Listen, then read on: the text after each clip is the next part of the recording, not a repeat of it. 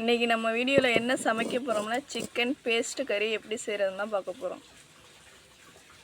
இப்போ கடாய் நல்லா சூடாகிடுச்சு. இப்போ நம்ம எண்ணெய் ஊற்றிக்கிறோம். தேங்காய் எண்ணெயில் சமைச்சோம்னா நல்லாயிருக்கும், டேஸ்ட்டாக இருந்தால் தேங்காய் எண்ணெய் ஊற்றிக்கிறேன்.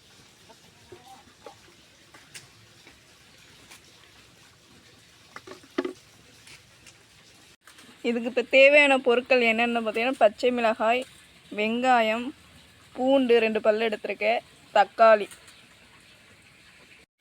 எண்ணெய் நல்லா சூடாகிடுச்சு. இப்போ நம்ம வந்து வெங்காயத்தை சேர்த்துக்கிறோம்.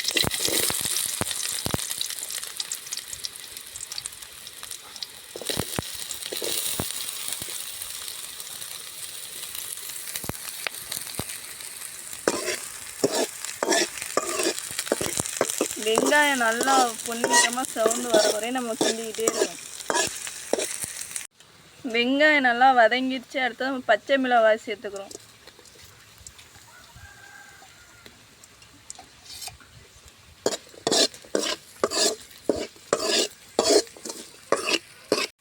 பச்சை மிளகாய் இறங்கி வச்சு அதாவது பூண்டு சேர்த்துக்கிறேங்க. 2 பல்லு பூண்டு எடுத்து வச்சுருக்கேன், நான் பூண்டு சேர்த்துக்கிறேன். அடுத்தது தக்காளி. இதெல்லாம் நல்லா வதக்க விட்டு பேஸ்ட்டாக அரைச்சி எடுத்துக்கிற வேண்டியது. லைட்டாக உப்பு சேர்த்துக்கிறேங்க.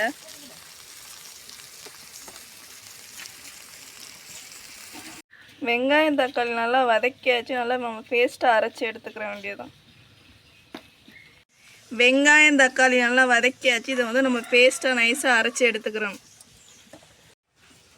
இப்போ நம்ம அடுத்து வெங்காயம் தக்காளி வதக்கணும் பாத்திரத்துலேயே நம்ம சமைச்சிக்கிறோம்.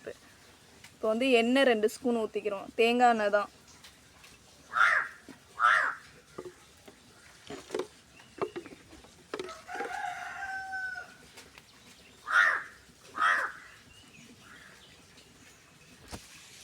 எண்ணெய் நல்லா சூடாகிடுச்சு. இப்போ நம்ம வந்து சோம்பு சேர்த்துக்கிறோம்.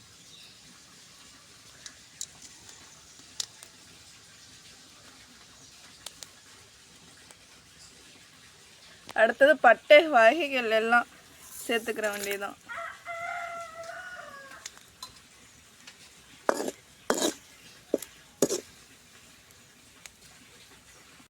இப்போ நம்ம சிக்கன் சேர்த்துக்கிற வேண்டியதுதான்.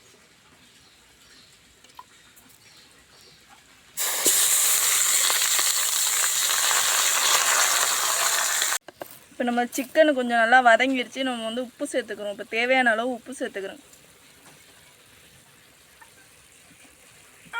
இப்போ வந்து சீரகம், சோம்பு, மிளகு இதெல்லாம் நல்லா வதக்கி அரைச்சி எடுத்துருக்க பொடி, அதை நல்லா சேர்த்துக்கணுங்க. இது மாதிரி அரைச்சி போட்டீங்கன்னா நல்லா வாசமாக இருக்கும். இப்போ வந்து மஞ்சத்தூள் சேர்த்துக்கிறோங்க. இப்போ வந்து சிக்கன் மசாலா வந்து நம்ம லைட்டாக சேர்த்துக்கிறோம்.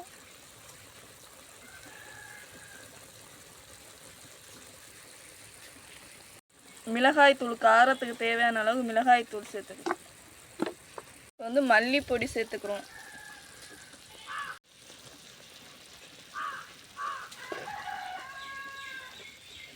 கருவேப்பிலை சேர்த்துக்கிறோம். லாஸ்ட்டில் தான் நீங்கள் கருவேப்பிலை சேர்க்கணும், அப்போ தான் டேஸ்ட்டாக இருக்கும்.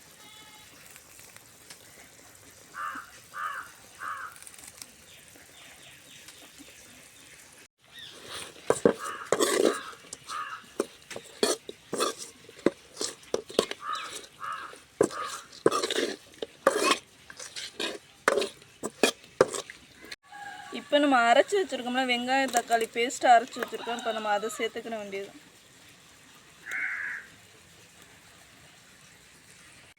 இப்போ நம்ம தண்ணி சேர்த்துக்கிற வேண்டியதான் லைட்டாக.